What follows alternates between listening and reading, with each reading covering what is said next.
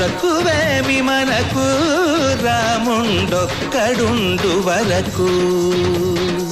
తక్కువేమి మనకు రాముండొక్కడుండు వరకు.